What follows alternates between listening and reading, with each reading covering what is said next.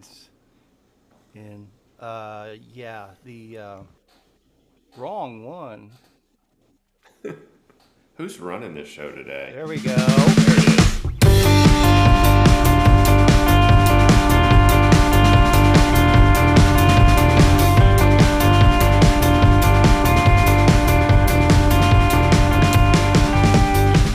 Hello, everyone. Welcome once again to ShiftLess. It's a scorcher out there if you're in Texas, and if you're not used to it yet, you're not going to get used to it this year. So don't do anything stupid. But hey, still go out there and ride your bikes. As always, Just be smart about it. yeah, be smart. Don't be stupid. Because if you need lessons on how to be stupid, that's what we're here for. Joined again by my good friend, Chef Brad Green. How you doing this morning, Bradley? Doing all right. Just, dealing with all the stuff. The heat.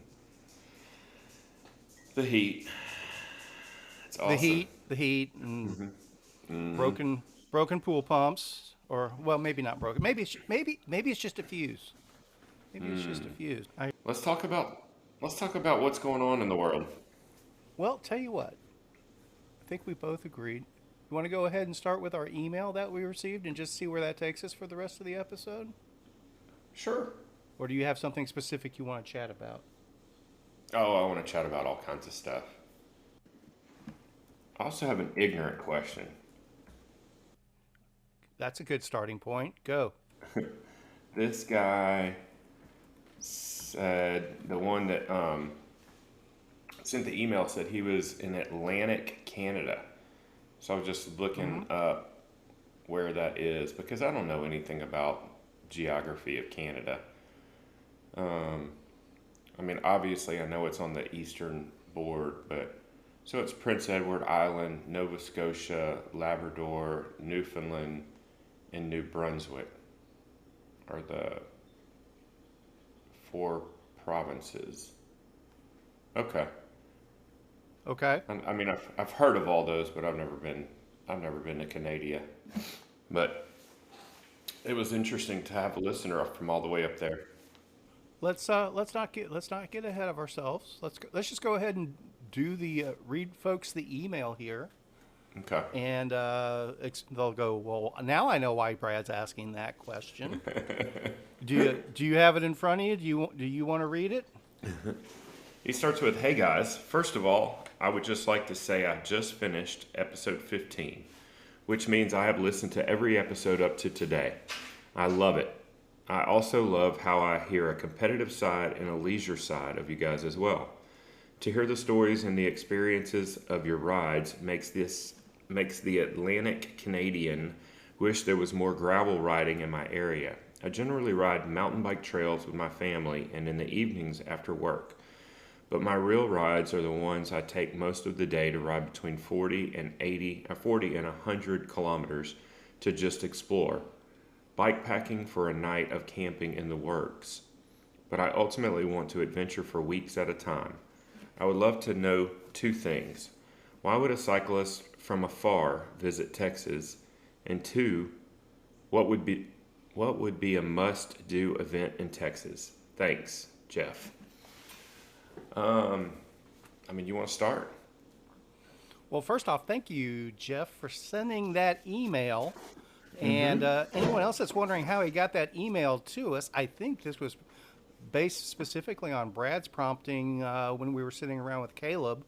How do people get in touch with us? And I believe episode 15, right at the front end of it, we said, hey, you want to send us a message? ShiftLess.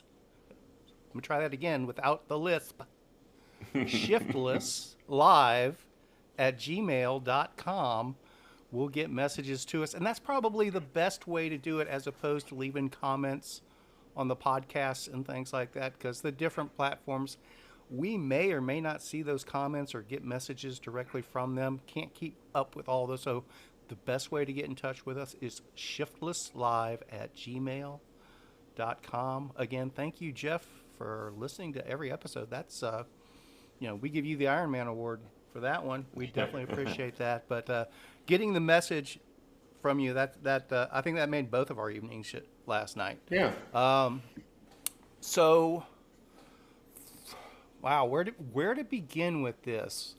First off, it's very cool that we're hearing from Canada as our first message along these lines. I mean, I've received feedback in person when I've run into people that are listening to the episode, and some DMs here and there, and other emails in, when we're doing other business. And oh, hey, I've been listening to the podcast. I like it. I do get in general positive feedback, but I think this is the first message we've gotten, or I've received, that was specific to the podcast, and feedback from somebody that has no relationship to. I mean, this is what do you call it? Atlantic Canada or Eastern Canada? Uh-huh. I just took it as a generality of East Coast Canada was the way I interpreted that. I don't know my Canadianisms. I need to get up there sometime, though. So I think that's really cool. And he's got a very valid question. Why the hell would anyone come to Texas from afar? Because Texas is like its own country. That's the understatement of the year. I'm going to throw one into the mix specifically for those Canadians out there. Here's a really good reason to come from afar to Texas. Is in the wintertime you can still ride your bicycle. I was going to go there too. Generally speaking, unless you get up into the Panhandle, far west Texas. In Texas, across the state, we essentially have year-round cycling. Now, it's always weather dependent. We can have isolated storms come through, or a cold weather snap where we occasionally do get ice and snow and so forth. But realistically, that lasts for a day and a half at max, and then you can get back on your bike. And if you're willing to ride when it's under 40 degrees, you'll be okay. And realistically, it's going to push up to 50 most of the time, sort of thing. So that would be one good reason to travel from afar to Texas. None of that would be anything for a Canadian. I mean, if 40 degrees, they would be like, oh, this is shorts weather. Exactly. I mean, I think anyone north of Oklahoma would be okay with that, generally speaking. And I mean, Texas Chainring Massacre, we always get a lot of people that come to that one, specifically just to have an off-season ride. We have people coming from the Northern Plains, a good bit, Illinois, Wisconsin, Colorado, stuff like that. So we usually have a pretty good snowbird crowd that shows up for the Texas Chainring Massacre. People that are, tired of being snowed in, or, that just want to get out and get away from the ice and snow. And knock on wood, hopefully we can keep up that tradition. We've had some chilly Texas Chainring Massacres, but outside of the very first one that we ever scheduled, we've never had to deal with snow or ice. And the first one we scheduled was in March. It was March 21st, and we actually got snowed out for our first Texas Chainring Massacre. It was like a foot of snow. It was ridiculous. What other reasons should people come to Texas from afar, Bradley? Man, I think it's hard to put it into words, especially to describe. I mean, I don't know about what's going on in Canada, but I know in Texas, like I said, I mean, it is almost like its own country. You've got so much varied terrain in one state. I mean, we've got, lush forests to coastal to desert to, I mean, you name it. But the food, I mean, I think the food in Texas is worth a visit, obviously. Barbecue, I mean, it's hard to mention Texas without mentioning barbecue. I think the culture, I think Texas is, like I said, it's almost like its own country. But definitely, if you're from Canadia, I'd stay up there during the summer and then come down here in the winter, or, in the fall. And we don't have a fall like you probably do up in the Northeast. I imagine they get all the nice leaf changes. Ours happens in about 24 hours generally. But I'm also curious, he said in his email that there's not much gravel around there. And I'm wondering if that's because they have such harsh winters that gravel roads just aren't maintainable. But I don't know. Once again, I zero clue about Canadia. So, and then I would also want to know if he rides fat bikes during the winter, or what their winters are like. I would imagine they have harsh winters, but once again, I'm ignorant. So I do want to go to Canadia. I mean, there's plenty of places, especially all the food towns, Toronto and Vancouver, and I want to go everywhere, anyways. The aspect of probably coming in what people around here might consider the off season, realistically, December through early March. Mm-hmm. You can get some really primo riding weather throughout the state if you're not used to having access to anything but snowed in stuff particularly. I would go the other way. Yeah, from our perspective, fall's my favorite time of year in Texas, no doubt about it. Mm-hmm. But if I were in those higher, is it latitudes, longitude? Which is which? Which is latitudes and longitudes? I always get those confused. Latitude is the yeah, to and from the equator. okay. Further Longitude closer is to the the equator. east Longitude is yeah. I think Lati- so. We're I probably think wrong. Somebody's probably screaming at us right now. I'm going to go with latitudes are north south. So if you're at I'm those going to look it higher, up just so we okay. don't sound You completely. you confirm while I'm rambling because we are, that's why we do this show, because we tell people on the front end we don't know what we're talking about. But if I were in the northeastern United States or the eastern provinces of Canada in the autumn and fall time, I would definitely be staying up there for the true autumn colors and things like that. I don't think that might even be worth a trip on my part to go somewhere like that time of year, even though that's our best Texas weather. It's all relative. I was right. I figured you were. I was depending on you, Brad. I was I depending just wanted on to you. make sure. I just want to make sure. I don't want to ever be so confident. So, it's funny because, up until this past spring, I would say that fall is my favorite time of the year. But if we continue to have springs, not that I even think we will, that if we continue to have springs like we experienced this year, spring might turn to be my favorite season. Fall's always pretty awesome because we've experienced such a harsh summer. We feel like we deserve fall, and when it finally gets here, we're like, heck yes. But fall brings all the pumpkin spice bullshit and the Han Here we go Solo again. boots, Han Solo season. But while we're on fall, I was going to mention, we talk about how we've had a great spring this year. I don't know if you, because you track the weather probably more attentively than I do, but historically, our fall has started somewhere around the middle of September.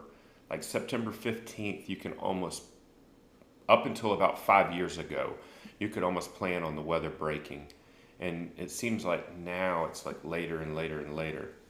Do you not agree with that? I see you shaking your head adamantly. I don't agree with that. Now I will agree with the later. Mm-hmm. Our 100-degree August is stretching further out. We've always had the potential for mid and high 90 Octobers as well. Mm-hmm. But we've also always had the potential for 30-degree Octobers, and it's not something that's changed in the past. Hasn't changed in the past 5 years. I think it has been. It's been going on for a while. I guess is the best way. 5 years may be too short of a window. because I know when I was the chef at the golf course, we always talked about when the weather was going to change. Because that's when we would start ramping back up in the fall, for tournament season and stuff like that. And so I remember it was all, now that was probably 10 years ago, maybe longer, but it was always September 15th. You could almost set your clock by it. And now it's later and later and later. I think you might be confusing a couple of different aspects of that situation. I think by September 15th, everyone's just ready to start doing stuff again. And it, if you've just been through 68 days of 103 degrees and more, even if it's still 97 or 98 degrees, it feels like a relief sort of thing. So I think people do still start doing stuff. And maybe it is a little warmer than it was 15, 20 years ago, sort of thing, that time of year. But I think the general weather trend's fairly similar. It's just I do think the temperatures are higher for whatever reasons. When I lived here in the 70s and 80s, we rarely got 100-degree weather. Lots of 98, 99 sort of stuff, but it was rare for us to get up over 100 degrees, let alone 105, 106, 110. Yeah, it's supposed to be 106 today. Yeah, in June. Yeah. Yeah, wait till July gets here. Well, that's the funny thing about it. You just don't, and going back to, hey, if we have another spring next year like this spring, yeah, I'll look forward to that too. But there's no way in the world I'm going to plan on that. I think No. That'd be a fool. That'd be we hit the completely lottery foolish. with spring this year, and we didn't know it at the time. We were all holding our breath. Well, it's going to end eventually, and it just kept going. It's like, oh, and then That's finally, why I felt it's like, that's why I felt the need to constantly comment on it, because it was definitely remarkable. well, let's talk about specific. He asked specific events, and realistically, I would tell him to come to the Spinistry Palooza event in that's going to be in Big Bend in November. That would be a killer event for someone from Canadia. Potentially. I do have a little bit of an issue with that because somebody from Canada. Logistics, yeah. Well, the logistics of it, but still it can very well be 100 degrees there, and 100 degrees in Big Bend is different than 100 degrees here. That's true. There's a couple folks that died just the other day down there. And it wasn't any hotter than here. Well, but obviously they're hiking in the desert in 108 degree heat, so that's a different ball of wax in itself. But that's like Palo Duro Canyon too.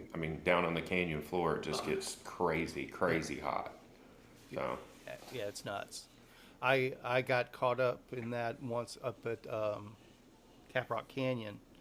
I was exploring stuff there and overnighting at the state park there in June. I was doing some rat scouting and stuff like that. And I got done a little early, and it was like, well, I'll just do a quick short hike sort of thing towards the end of the day. And but it was down in the canyon, down in the deepest part of the canyon, and where I started the hike, there, I guess it's maybe where a creek ran. There was vegetation, a little bit of shade, and so forth. And looking at the park map, oh, it's a hiking trail. No, this was a hiking trail that went up the Caprock and got about 15, 20 minutes up that, scrambling up rocks and stuff like that. And it hit me. It's like, it's friggin' hot here. I thought it was like a 99 degree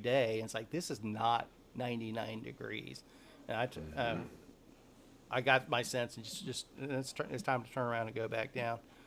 And then that's when I looked into it and learned, yeah, when it's a hundred and or when it's 99 degrees up on top of the cap rock, it's probably 10 to 20 degrees hotter down in the canyon itself.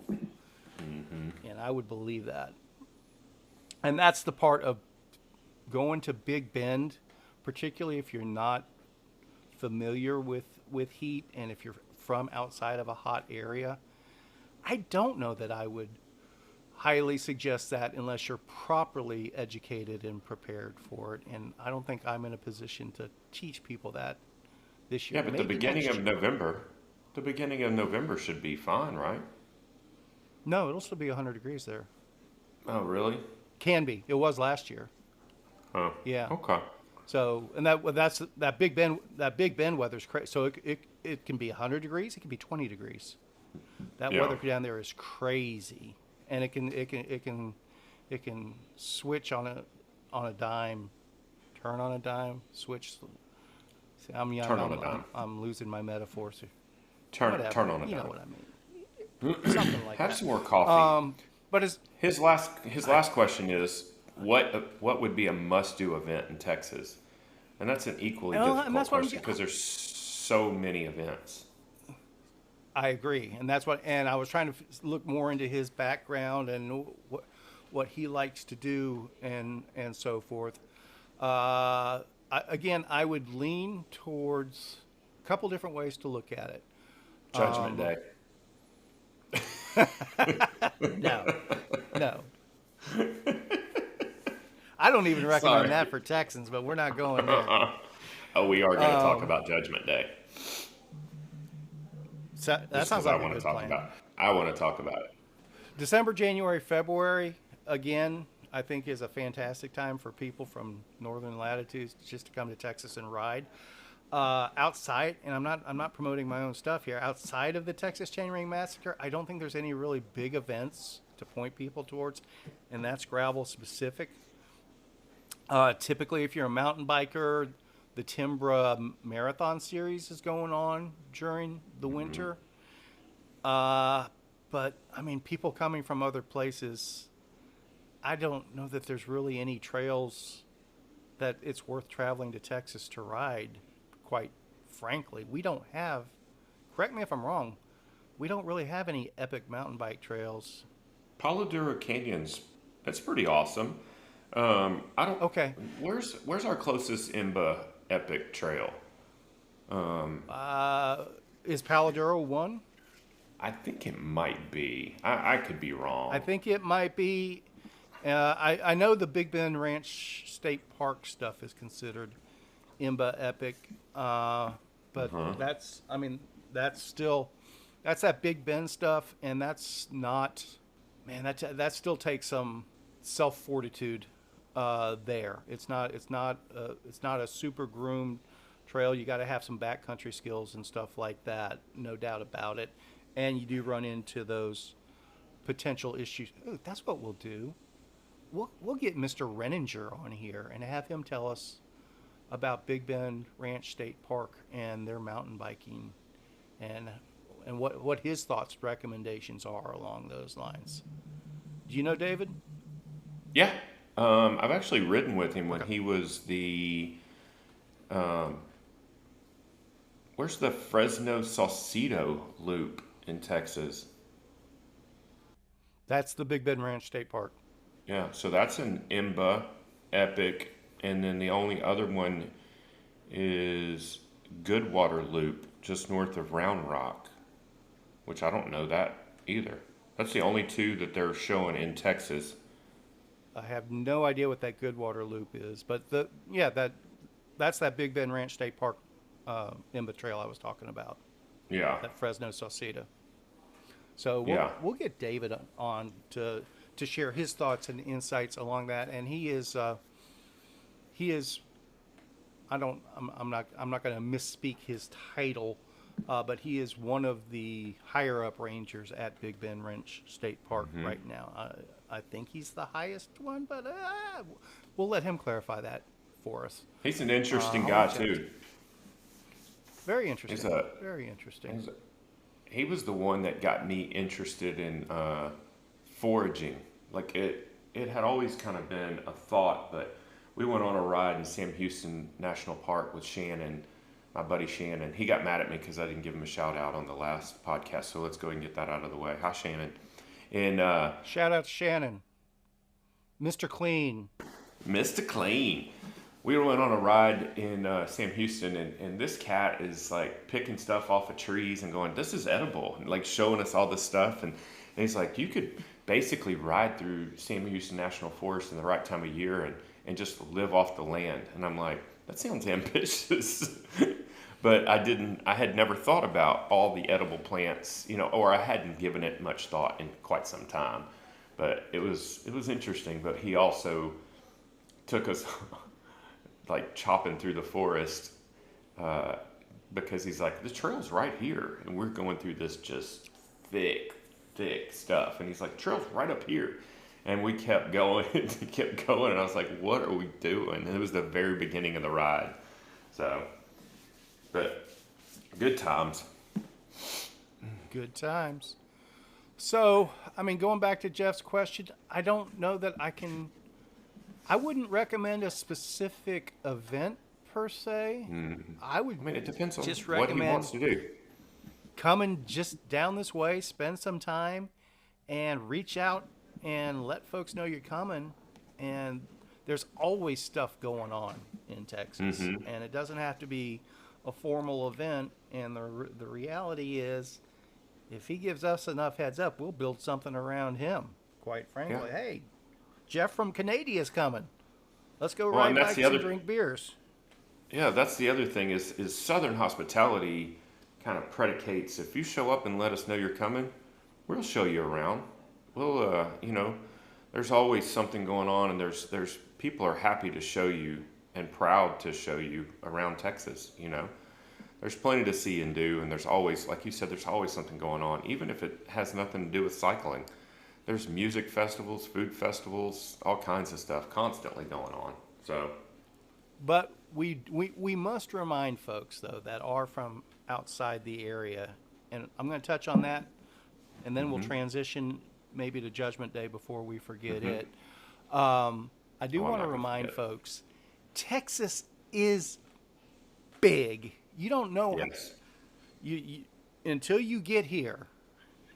And you go, oh, I just want to hop, skip, and jump down to El Paso. No, you don't. Doesn't work that way. No. Realistically, yeah, going from Dallas to El Paso is probably like going from Chicago to Denver or something like that, Yeah. realistically. So, but along those lines, I'm going to do one little bit of housekeeping on my end before I forget, and I want to do this on the front end, and then we'll talk about Judgment Day some. So, something I'm super proud about. And Jeff's a fantastic example of it. When we look at our statistics for the podcast, and we're not going to go into the specifics of it right now. People don't want to hear numbers.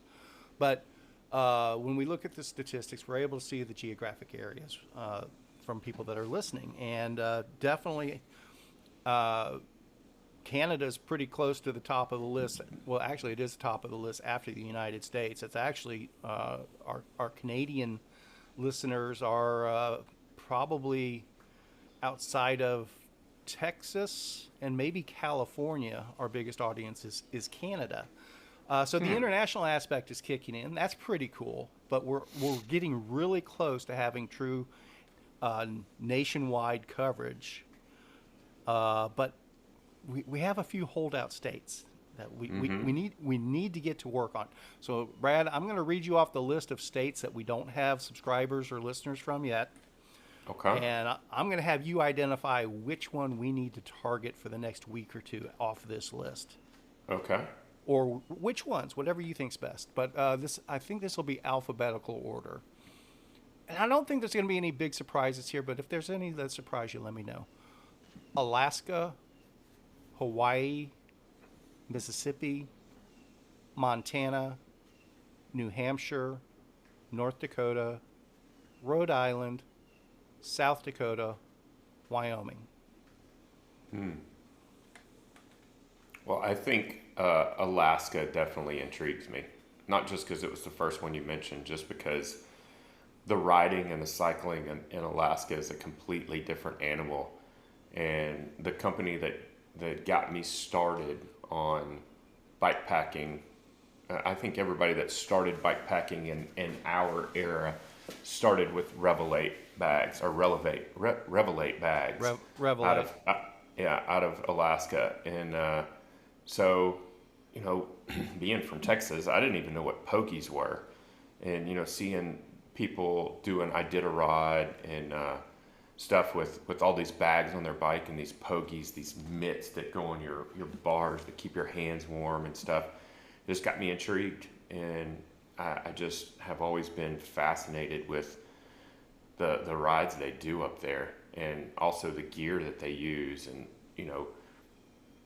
I've went down the rabbit hole reading about like Arrowhead 135, which is not in Alaska, I get, but the premise of keeping your feet warm by running flat pedals instead of having a cleat on your shoe because it acts as a heat sink, and all that just rabbit hole stuff that I like to do.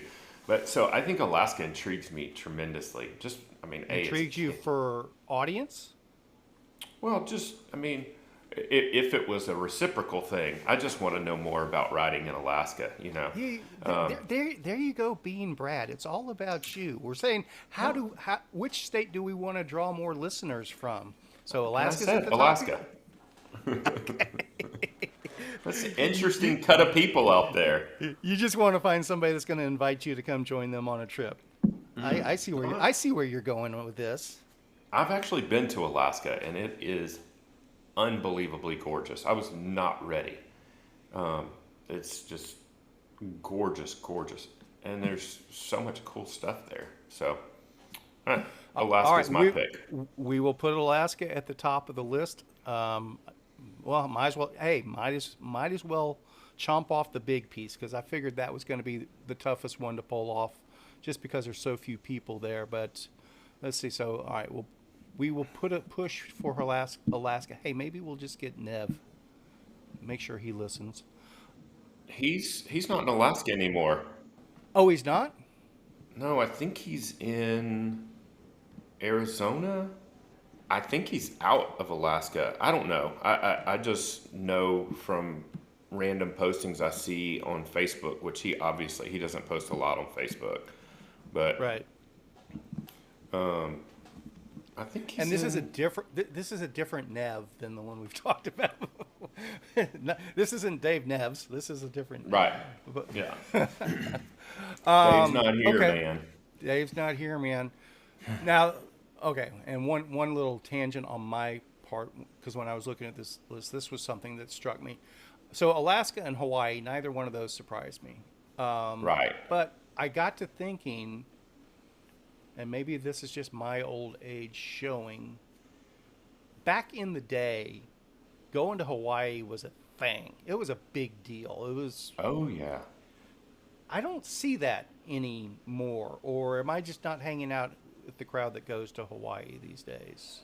I still see a lot of people visiting Hawaii Okay. on my news feed and stuff. A lot of friends of mine go, but I'm not entirely certain. Okay. Like I said, it might just be me. You probably hang out with a higher class of folks than I do, generally speaking. Present company Whatever. excluded. But so that was something that struck me. It's like, man, I used to hear about people going to Hawaii all the time, and it just doesn't seem to be what it was for whatever reasons. But that it could just be my isolated perception there. Let's roll into Judgment Day. You said you wanted to talk about Judgment Day. Shoot, what's on your mind? I just always think it's crazy. It's never appealed to me, but I love to watch all the banter about it on the Dorba page and stuff. But these guys that want to go out and ride all these trails and then break it up and get an AC car and then drive to the next trail and ride it, and when it's undoubtedly going to be 100 and death outside, and it always strikes me as crazy, and I don't understand how these people get fired up to do it. But it's going to be another scorcher this year, and I just don't understand. Fair enough. Let me do a quick reframe for folks that are listening that have no idea what we might be talking about. Judgment Day is an ongoing, I'm going to label it as a tradition at the moment. We'll talk more about the historic perspective a little bit deeper into the show, I'm guessing. Basically, Dallas Off-Road Bicycle Association, it's their biggest event of the year, and they use it as a membership driver. Basically, if you're a Dorba member, you can attend Judgment Day currently. And what Judgment Day is, it 10 trails? Is that how it works out? Yeah, I think I saw the posting of the trails this year. Right, but it rotates. But I think they shoot for 10 Yeah. trails each year. I think I could be wrong. It maybe sometimes there's more than 10, but I think this year it's 10 trails, and basically you have 24 hours to complete the 10 trails in the heat of summer, middle of July, and the way it works, it's routed for the longer version of the 10 trails, which is 100 miles, and a shorter version of the 10 miles, which is 70 miles cumulative. And the way most folks do it, well, the way all folks do it, is I mean, we have a bunch of trails around Dallas Fort Worth. I think we're upwards of 30 trails or something like that now. And so people drive from trail to trail to trail to get in their mileage, sort of thing. I have a friend that attempted last year to do it all by bike, and they didn't quite pull it off, but they covered a lot of ground, no doubt about it. But it is a, and I mean, it's hundreds of people that are doing this. This isn't just at this time. It's not just 10, 20 people running around doing this. This is a big event, and it's the biggest thing they talk about on Dorba for a good chunk of the year. A good 2 or 3 months leading up to July is all discussion about which trails it is and how to train for it, and people, they lobby to get support crews and stuff like that for it. So for anyone that was wondering, that's the rough outline of Judgment Day. Did I miss anything important in that, Brad? That everybody that shows up is just gunning for second place because Willie's going to win. I mean, he wins every year. Does he? I don't Yeah. think anyone really pays attention to that, or do they? 1, 2, 3, 4, 5, 6, 7, 8, 9, 10. You're right. 10 trails. Okay. I've never seen the allure to it. Even when I was riding tons and tons and tons and into all that stuff, it's not the stacking all the trails, it's all the transition time and just managing that schedule and trying to get it all crammed in is what has never appealed to me. Plus, I think it's on July 22nd this year, which is, I mean, it's going to be stupid hot, obviously. I mean, they always host at that time of year. I know. One of those two middle weekends, and the heat is both a feature and a benefit. I mean, I guess that's what technically makes it Judgment Day is doing it in the heat, supposedly. Definitely helps the attrition level. Yeah, I think people have kind of figured out the formula on it, though. What seems to happen these days is a lot of the riders that complete it, and it didn't used to have the shorter option. It was like you had to do the whole thing or it didn't count. And a lot of the people that completed are doing I'm not knocking their accomplishment. I don't want that. Hopefully, it doesn't come across that way. Right. basically what people do now, they use up that full 24 hours, and they'll start at 5 o'clock in the morning or whatever it is, and get in what they can until noon or 1 o'clock, and Mm-hmm. then they'll go home for 3 or 4 or 5 hours and start riding again at 6, and just ride through the night. And Mm. that's not the way, when it first started, that wasn't the way people were doing it. But, the 70 milers particularly, well, you can get acquainted, that's their training, get acquainted with the support and running from trail to trail and what you Mm. do run into, and not deal with the heat of the day. And I'm sure 100 milers are doing it that way as well, but obviously there's less margin for error in missing your timing on the schedule there, sort of thing. And there is a single speed category for both distances. There is. There That's, is. that is all of the awards that are represented. The geared 70 and 100, and the single speed 70 and 100.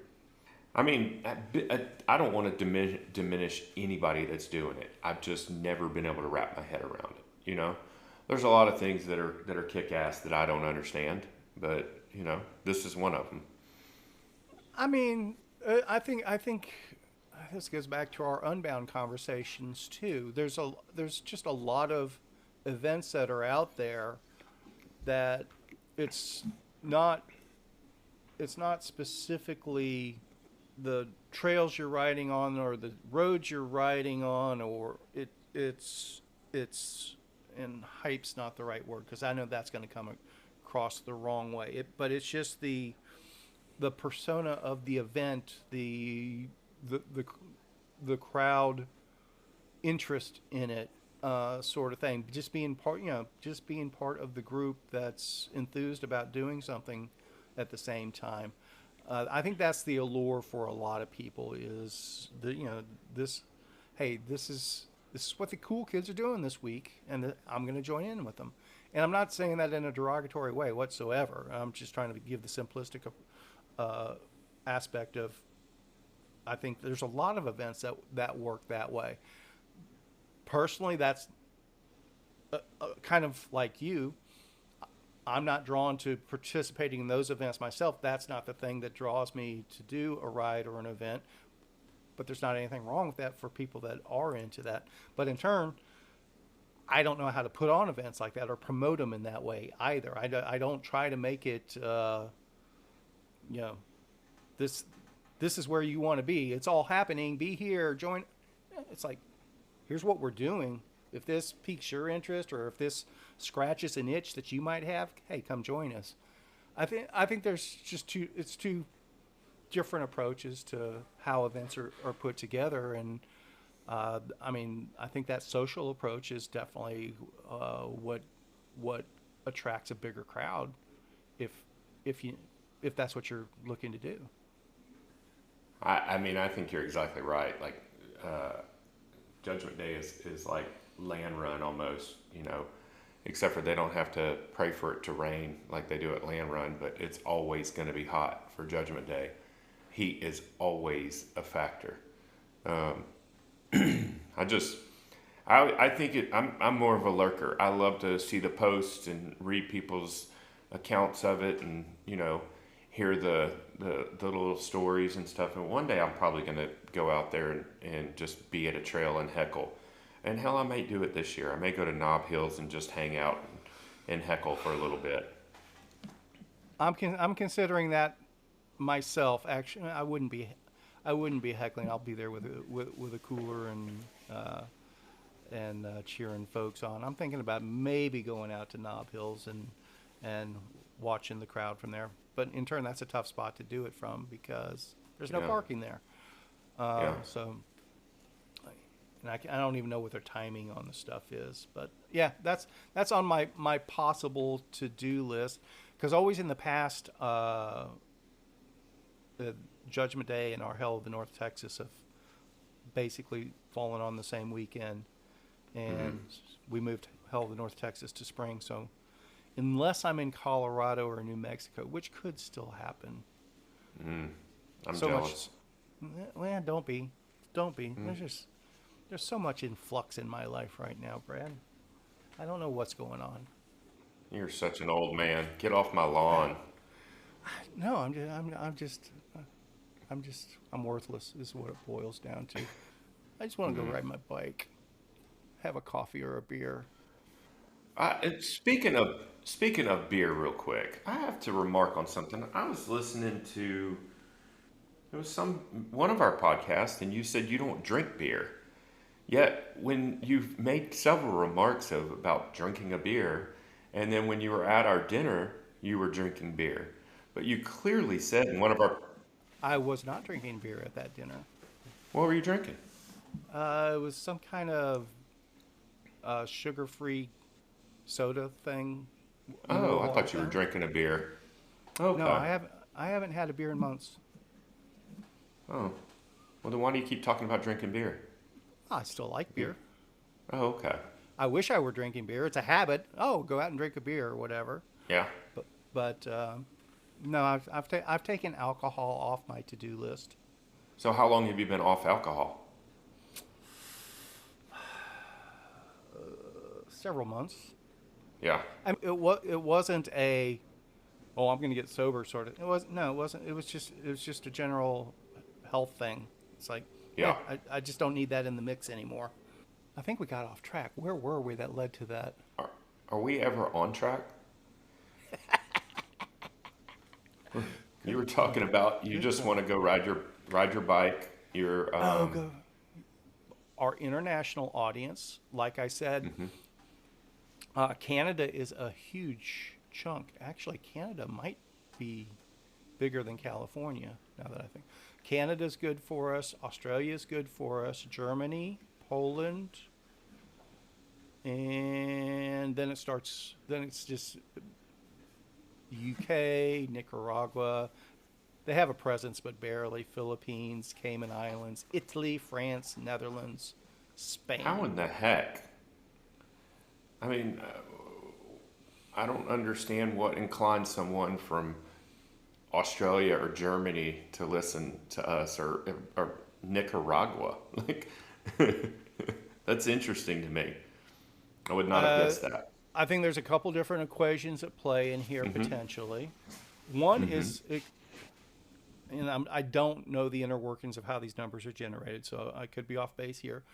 One could be it's somebody from Texas that's traveling overseas and listens to an episode while they're in Germany, potentially.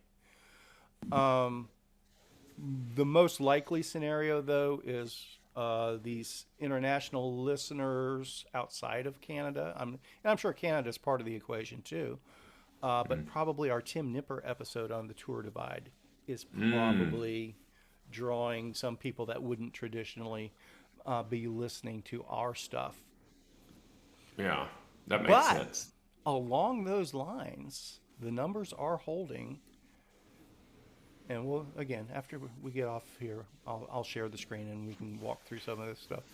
Are If we up to people about come for an 18 listeners? well, 19, so we're Heck above plan. yeah. Heck yeah. We'll break 20 sometime this year. The That's the goal.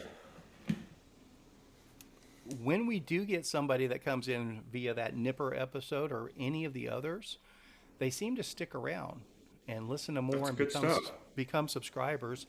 And then, like I've touched on before, when people do listen, they typically stay on. Even though we tend to ramble a bit and have longer episodes, there is a tendency for them to stay through almost the whole thing most of the time.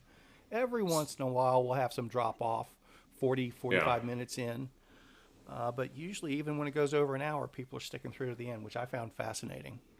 Speaking of international listeners, I had one of our friends from South Africa attend one of my dinners this past weekend. He's a Texas guy now, but it's just Zane? interesting talking to. Huh? Zane? No, Garrett. Garrett Brink. Oh, okay. Yeah. Yeah. I did not He's realize he hobbled. was South African.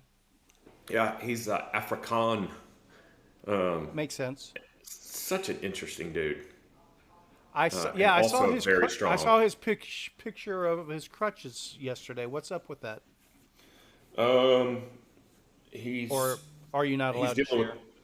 why? I mean, I don't know if I'm not allowed to share. Maybe I should. What HIPAA and what? And I don't know. He's battling a knee injury as well as I am. That's why there was a thread somebody asking about knee doctors, and I said following, and he chimed in following, and I was like, oh crap, because he's been Mm, riding strong. yep, I mean, he did what you guys did the 3 laps at West Side North Shore. Didn't he win that? that wasn't us.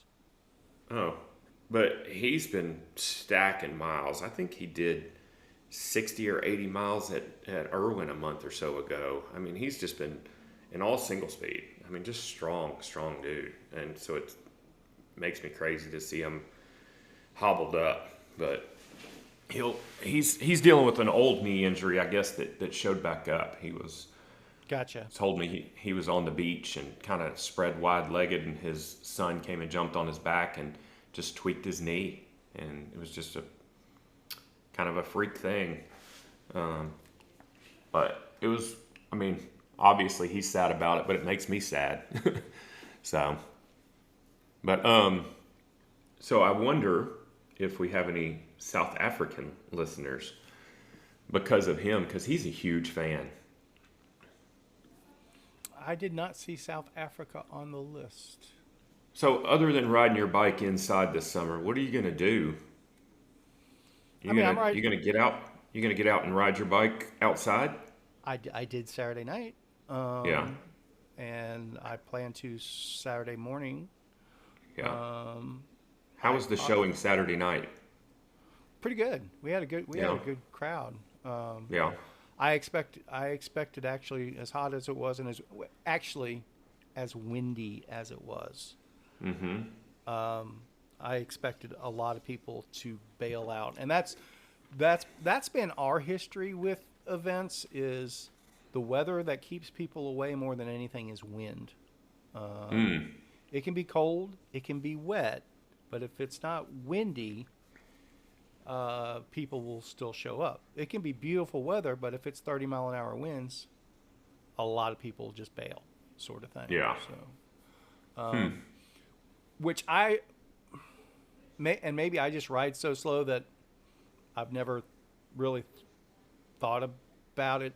Wind's just been always been part of the equation when I ride, Well, sort of well, thing. we always call it Texas Hills. You Yep. know, I mean, you in Texas, you either ride with the wind or you don't ride. I mean, it's always windy. You know, Right. so. Right. And Uh, that's what I've always told people is um, there's actually fantastic training. And, you know, people, oh, how do we train for Leadville or how do we train for them? Oh, we have fantastic training. You mm-hmm. ride in our winds and our heat. And Mm-hmm. when you look at the Leadville and the Colorado events, it's amazing how the top of the field is so stacked with Texas and Florida riders. And Mm-hmm. you don't get any flatter or lower to sea level than Texas and Florida, basically speaking. Yeah. Louisiana folks actually usually make a good showing up there at Leadville and what's do they call it the Triple Crown or something like that? There's some sort of 3-day road ride thing up there that everybody talks about all the time, and I can never remember. But anyway, I don't know. doesn't matter. I don't know, but the Flatlanders actually do well in Colorado, and you know the heat and the headwinds help with that tremendously. Well, I know Shannon and those boys down in Houston.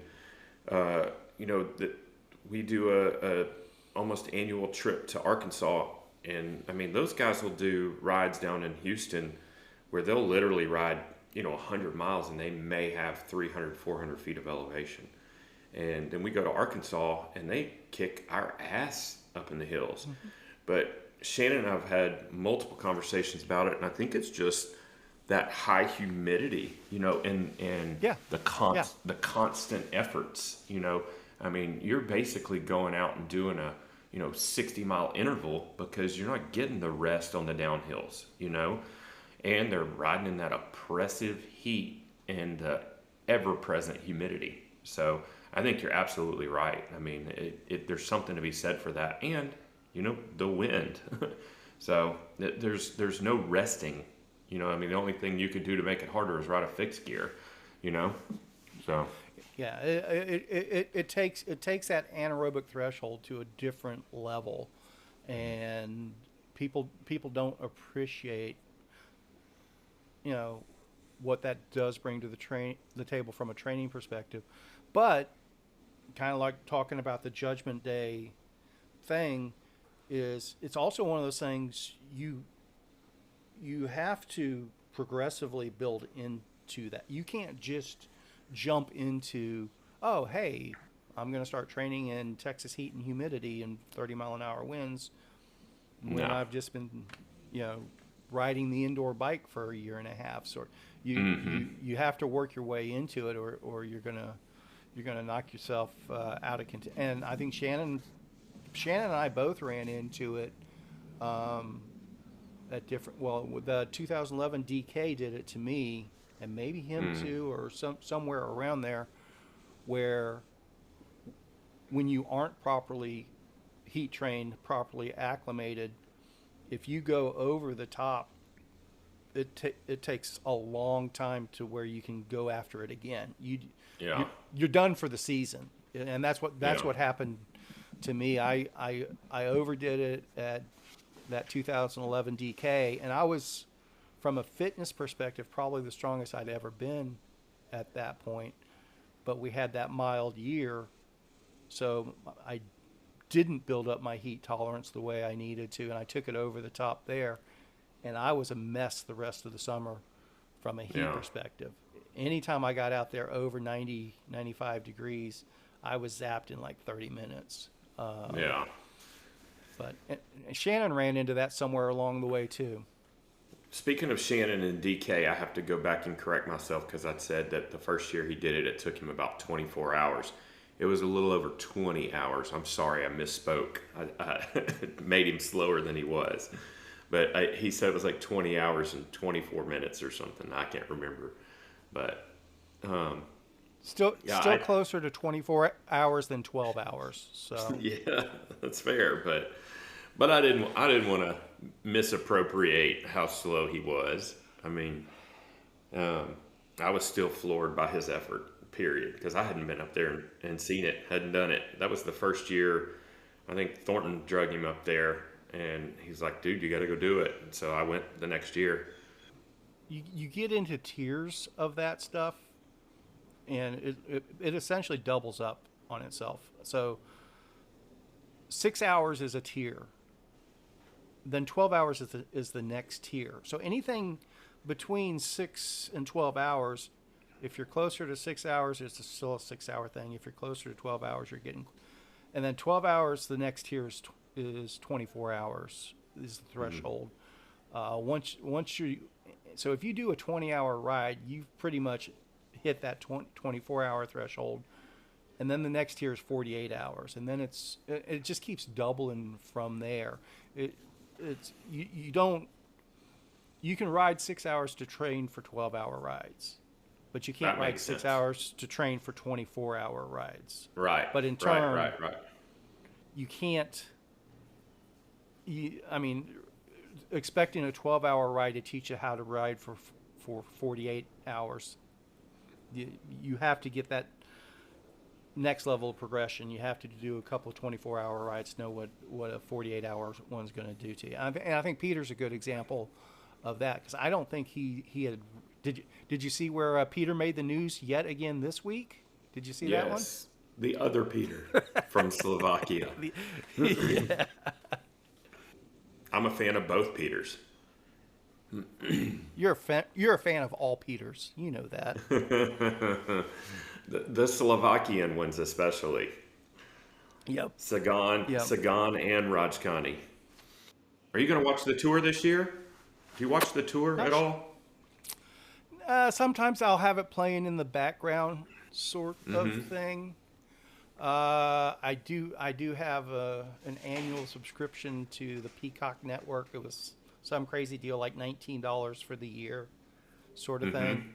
So I went ahead and put that subscription, mostly because I think I'm gonna try out Premier League soccer this season. See, Yeah. there might be something there I might be into. A You and little Wadley. bit, so I might possibly. You and Wadley and Tubes. Isn't Tubes a big I like soccer fan too? maybe. Yeah. Hey, it's football. It's football. Well, yeah, that's right. I'm sorry. I'm such a dumb American. I will admit.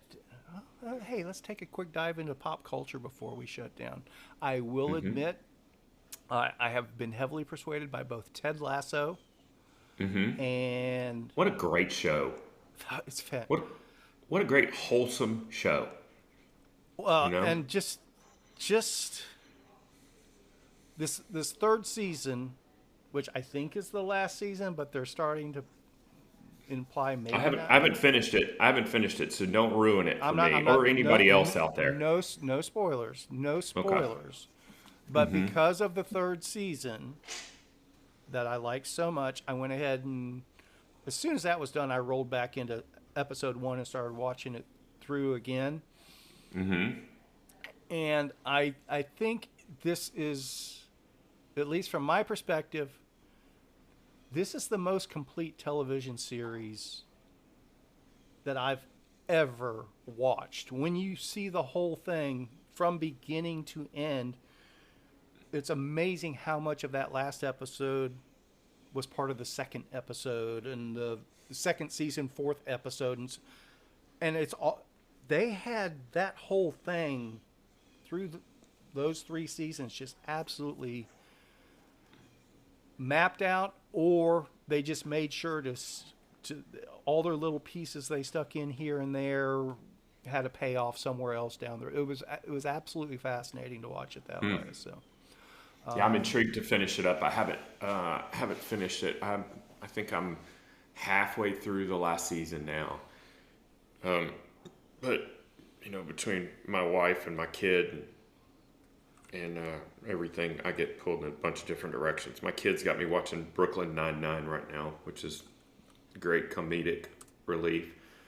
But back to the tour real quick. Have you seen Tour de France Unchained, the 8-part series on Netflix? I have not. I dropped my Netflix subscription, so I have not seen that. Okay.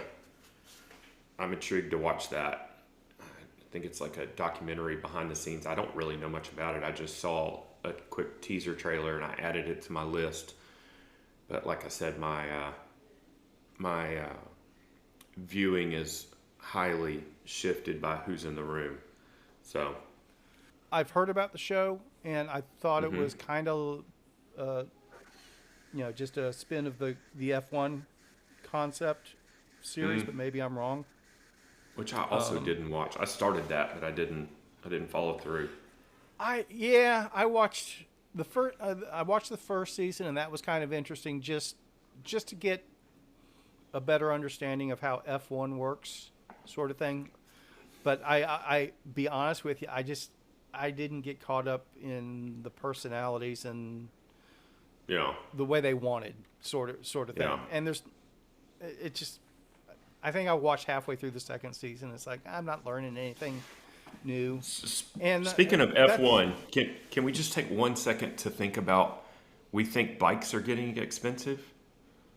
F1 cars, and they have duplicates. Those things are like tens of millions of dollars. That's insane to me. The whole business model doesn't make much sense to me, but it's wild. Sorry, well, I interrupted you. No, that's fine. That's it is all relative in that, those cars cost tens of millions of dollars, but compared to the payroll for an NFL team or an NBA team or something like that, Yeah. still in the same realm. And F1, from a marketing and advertising perspective, is much more popular than those sort of Yeah. thing. And that's what you run into with, Premier League soccer or football as well. But yes, Football. kind of going back to that. So definitely, I was influenced by Ted Lasso on that to some extent, but I also got sucked into. Have you seen that Ryan Reynolds show, the Welcome to Wrexham Yeah. one? Yeah, I started watching that. This is going to be an ongoing theme with me. I started watching that, and then I think I watched like the first three episodes maybe, Yeah, and I don't know that I watched much past that. But did they I'm sure release all that in a clump, or were they trickling it out? it's 'Cause all. that may As far as I know, it's all available at the moment. right. But what I'm asking is the initial was it was it all dumped at once? Because I think that may be why I didn't. I think I watched all the episodes that were available, but I'm not sure. I, Either way, I yeah, gave up on it for some I don't reason. know.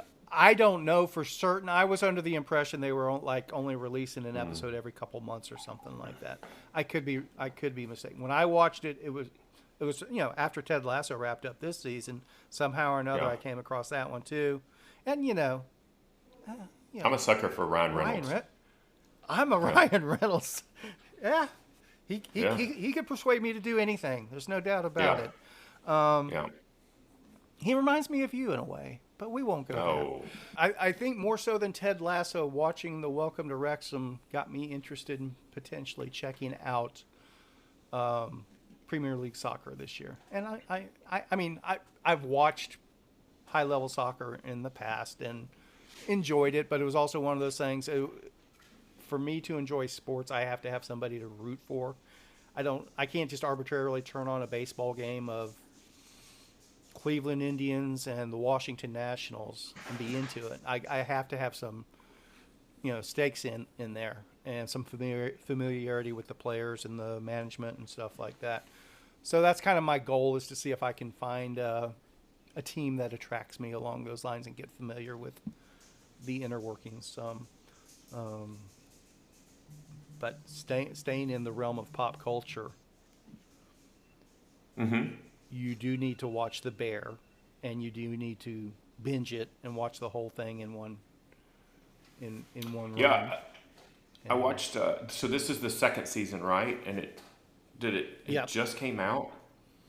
Yeah, I watched the yeah, first just came season. out last week.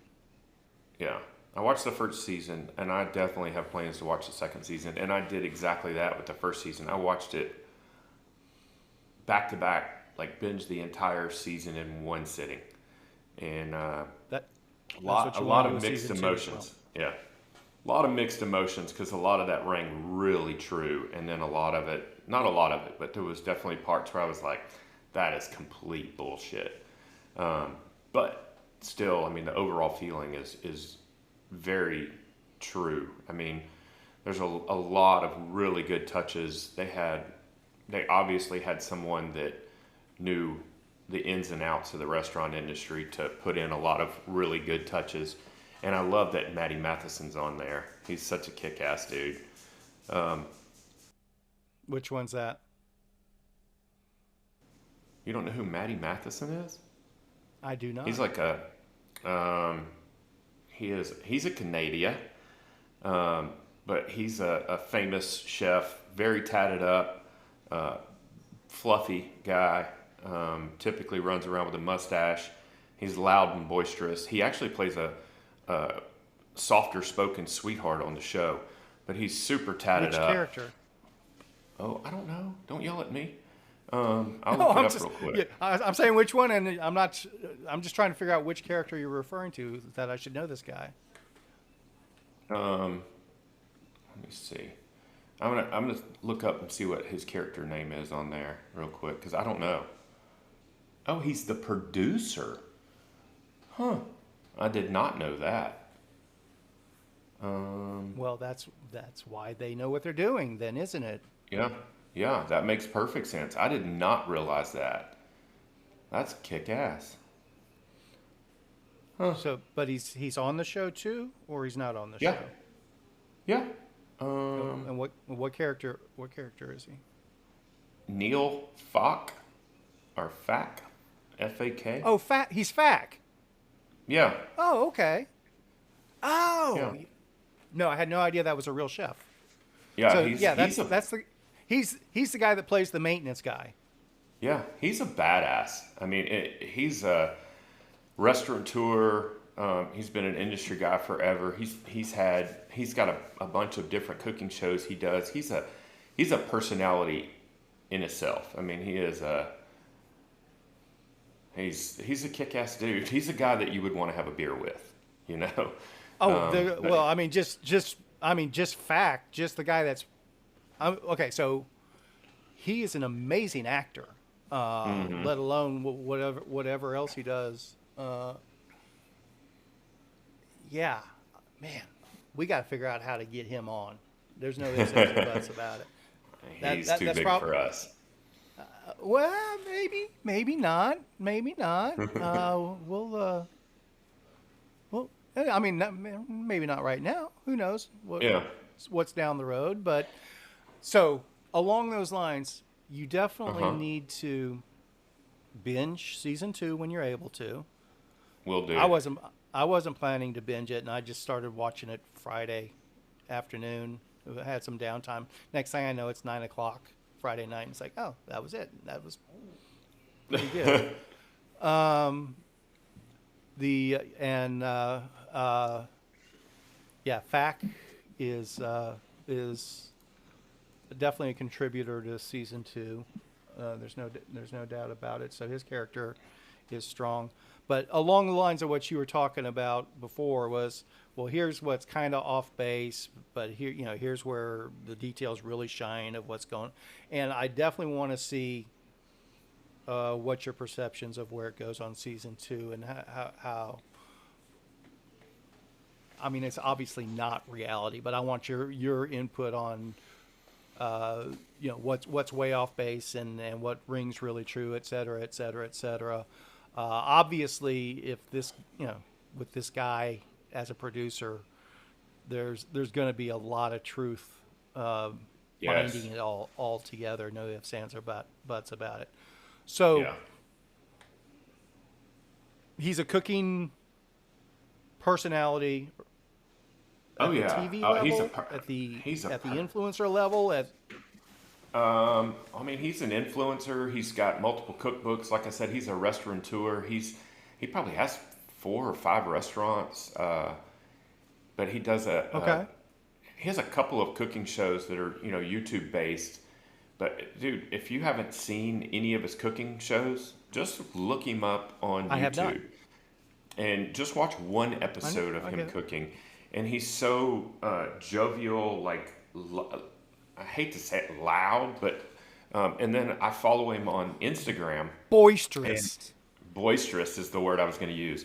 I follow him on Instagram, and just to personify how loud he is, every post he makes is all caps, and I'm always like, "Why are you screaming at me? What's going on?" But that's just the personification of his personality. I mean, he's just that guy, but he's such a jovial, fun-loving guy, and he has a tremendous backstory. He came up in the restaurant industry, so drugs and alcohol and like late nights and just running ragged.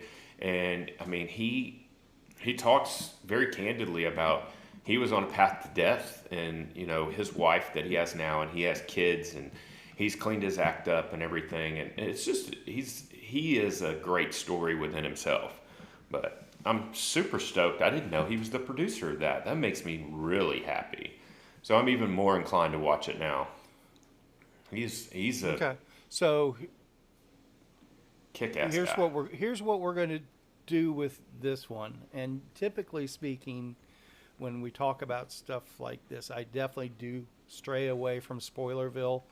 Don't But don't we're you going to do spoil it. anything for me. No, I'm not going to spoil anything for you. Okay. That's my point. Okay. I want you to binge this, and then Mm-hmm. we're going to do an episode that all we do is talk in and out of the bear, because I'm Okay. fascinated by this story. Mm-hmm. And but there's not going to be any way to talk about it without spoiling the hell out of it, sort of thing. That's fair. So, because I definitely some things you've mentioned when we talked about the show before and parts you liked and didn't like. I really want to hear your thoughts on how it wraps up after season 2, along those Okay. lines. So we'll put that on a down the road basis, but definitely give me a heads up when you do get season 2 knocked out, and we'll make that an episode. And realistically, it's probably just going to be for our own entertainment, but there's nothing wrong with that at that point. Isn't that all we Anything? do this for, anyways? Is our own Pretty entertainment? much. Pretty much. Yeah, I'm Anything definitely else you gonna want to talk gonna about binge it. today? No, not really. Just it's All right. hot outside. It is hot. I'm going to do you need to get to the pool now? And No, we can no, roll the share music. numbers later? No, roll the music, rap, and then share your screen, and let's wrap this thing up.